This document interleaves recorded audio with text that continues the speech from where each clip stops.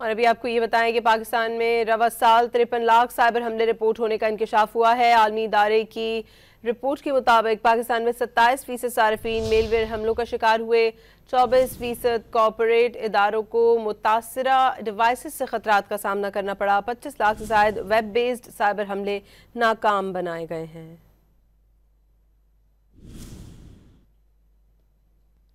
और अभी आपको ये बताएं कि पाकिस्तान में रवा साल 53 लाख साइबर हमले रिपोर्ट होने का इंकशाफ हुआ है। आलमी इदारे की रिपोर्ट के मुताबिक पाकिस्तान में 27% सार्फिन मेलवेयर हमलों का शिकार हुए।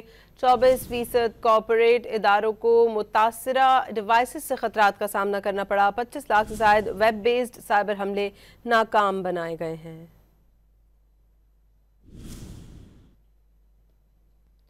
और अभी आपको ये बताएं कि पाकिस्तान में रवा साल 53 लाख साइबर हमले रिपोर्ट होने का इंकशाफ हुआ है। आलमी इदारे की रिपोर्ट के मुताबिक पाकिस्तान में 27% सार्फिन मेलवेयर हमलों का शिकार हुए। 24% कॉर्पोरेट इदारों को मुतासरा डिवाइसेस से खतरात का सामना करना पड़ा। 25 लाख से ज्यादा वेब बेस्ड साइबर हमले नाकाम बनाए गए हैं।